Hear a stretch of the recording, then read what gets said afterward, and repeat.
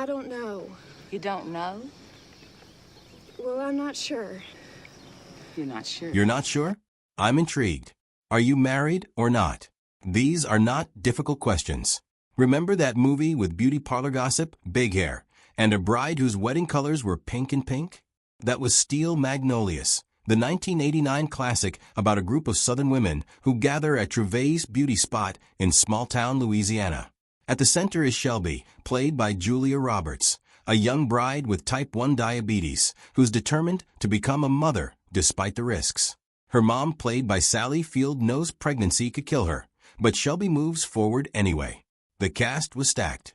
Dolly Parton as warm-hearted salon owner Trevay, Shirley Mlan as the gloriously grumpy Weezer, Olympia Dukakis as sharp-tongued Clary, and Daryl Hannah as shy newcomer Annelle.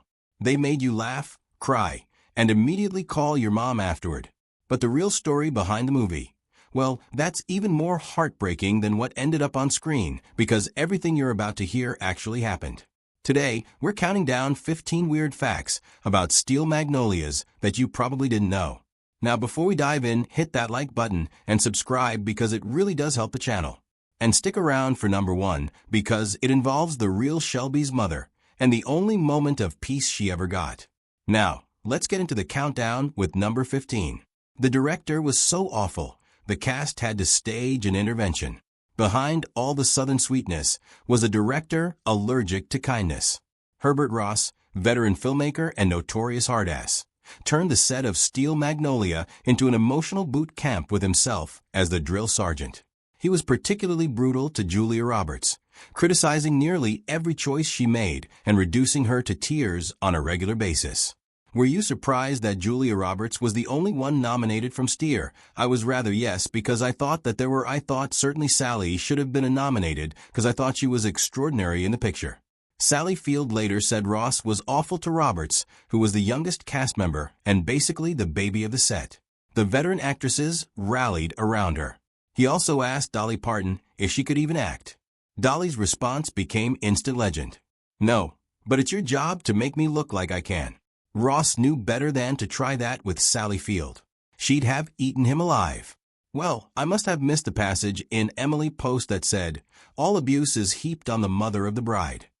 But that constant harassment of Roberts pushed the more seasoned members of the cast to their limit. Here's the thing. Ross was actively grieving his own loss. His wife, prima ballerina Nora Kay, had died about a year and a half before filming started. They'd been married for almost 30 years, and that grief was still haunting him during production. Shirley Mlan finally confronted him directly, telling Ross he'd been behaving badly since Nora's death, and that it wasn't respectful to his late wife or the cast. The veteran actresses made it clear his behavior wasn't acceptable. Turns out, all it took to shut down a tyrant dictator was a couple of screen legends who used to watch a 21-year-old get emotionally demolished for the director's grief issues. Hold on. Clary's music getting you some juice. Shelby. Should I get her a cookie? No. Juice is better. The actresses bonded over hating him. And that's probably why the female friendship on screen felt so real. Number 14. Every actress in Hollywood passed on Shelby before Julia Roberts. Before Julia Roberts became Shelby, the role went through more actresses than a Hollywood game of hot potato. Here's the twist. Daryl Hannah was actually offered the role first.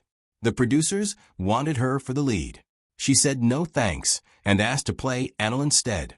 There's nothing to tell. I live here. I've got a job now. That's it. I brought a few of these back issues of Southern Hair. Sure, take them. The quirky beautician with big hair and questionable life choices. Hannah looked at the dying young mother role in the wacky side character and chose chaos, which respect to her. So they pivoted to Meg Ryan, who had signed on but then bailed for When Harry Met Sally. Decent trade for her, but catastrophic for producers scrambling to fill the role.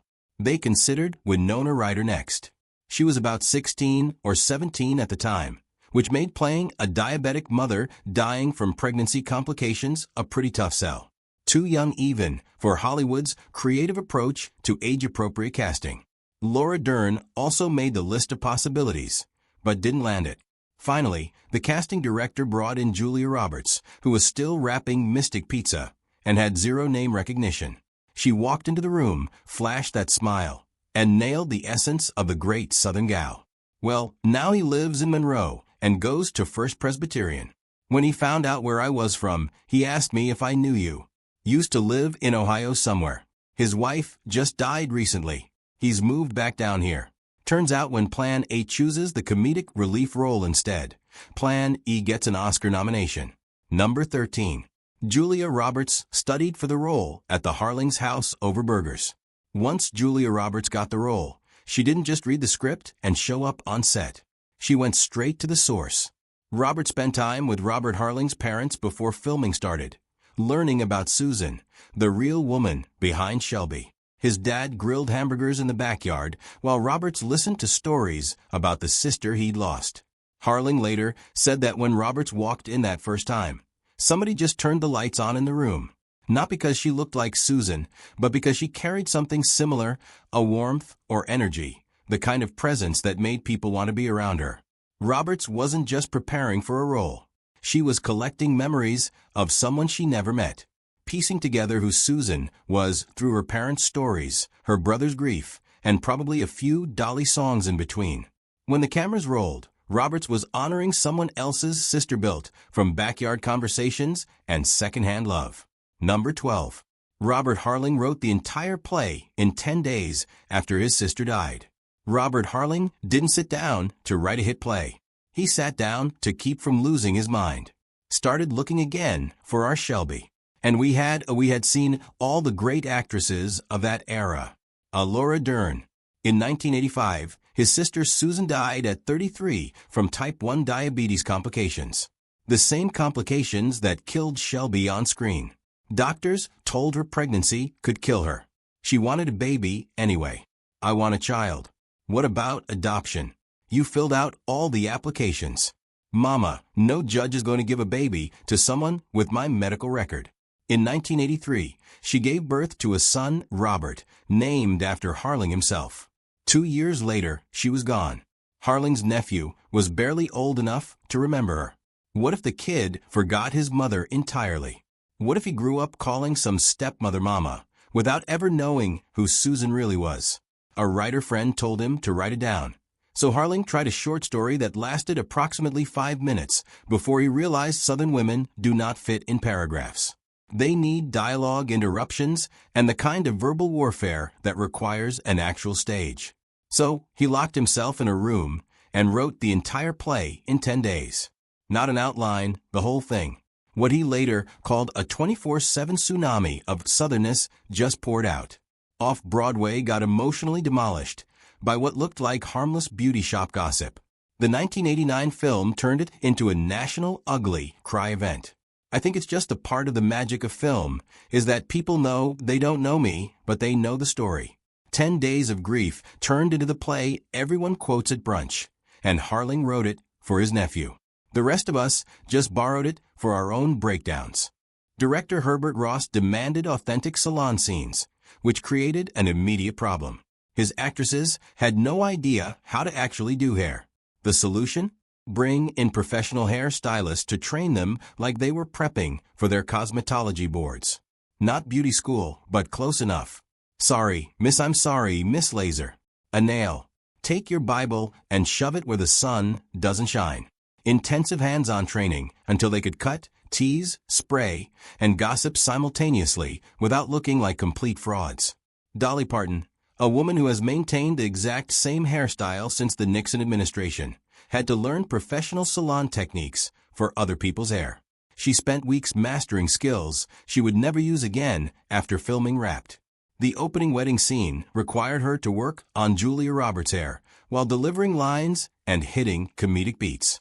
One wrong snip and America's newest sweetheart gets a bald spot on camera. No pressure, right? Ross refused to let them fake it with camera tricks or strategic angles. This is going in the Hairdo Hall of Fame. Shelby, you scared us. The T wasn't a nice thing to do to your mama.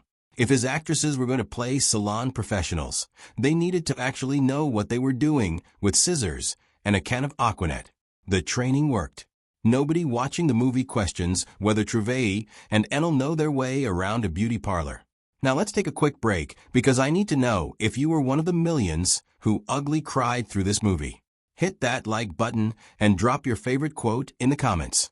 And if you're enjoying this trip down memory lane, subscribe so you never miss another deep dive. Now, let's get back to the countdown with number 7. Sally Field's Casual Complaint became Robert Harling's next movie. Filming in small-town Louisiana meant zero nightlife and not much to do after wrapping for the day. So, the cast did what any group of famous people would do. They hung out together constantly. They'd gather for games, conversation, and the kind of late-night bonding that happens when you're all surviving the same difficult director. Who the hell are you? Anil Weezer. This is my new time. Now I know everybody in this town, and I don't recall having seen you before. Shirley Mlan later said they became very good friends who are still there for each other. That chemistry everyone loved on screen came from these offset hangouts. During one of these gatherings, Robert Harling asked each actress what kind of role they'd like to play next. Standard Hollywood dinner conversation. Sally Field had an answer ready. She wanted to play a that gets to wear nice clothes. After years of playing noble, earnest women in crummy wardrobes, Field wanted glamour and the freedom to be terrible. Harling filed that away like he was taking notes for a future project. 2 years later, he wrote Soap Dish, an entire movie built around Sally Field playing exactly that, a glamorous nightmare in designer clothes. You can't turn me into a grandmother. I still have my looks. Never underestimate what will happen when you give a talented actress permission to complain about TYP casting. Sometimes you get a whole new screenplay out of it. Number 6, The Minister. That was Robert Harling. Robert Harling wrote Steel Magnolias as a way to process his sister Susan's death. When got turned into a movie, the director, Herbert Ross, asked him to play the minister who officiates both Shelby's wedding and her funeral. So Harling, who wasn't an actor, had zero training, and was already emotionally wrecked from turning his family tragedy into a major motion picture, spent 2 days on set guiding his fictional sister through the most important rituals of her life. The wedding scene at the beginning of the film, that was Harling pronouncing Shelby and Jackson husband and wife. The funeral at the end, also Harling, this time committing her soul to God. He later bookends Shelby's entire married life from joy to devastation while participating in his real sister's story. Susan was not you, she was not going to be moved. She wanted her thing was to be a mom, and she tried and tried and tried, and eventually she did. Ross thought Harling was the right person for the job, despite him not being a professional actor. Harling had filled in for an absent actor during the original stage production, so he wasn't completely unfamiliar with performing the material. But this was different. This was the movie version with cameras, crew, and Julia Roberts bringing his sister back to life. Harling later described the experience as surreal, which feels like the understatement of the decade. Imagine writing about the worst thing that's ever happened to you, watching someone else perform it, and then stepping into the frame yourself to officiate the goodbye. It was another layer of catharsis in a project that was already one giant act of processing grief. Harling wrote it, produced it, and became part of it, honoring Susan by being present for every version of her story, even the one that hurts the most.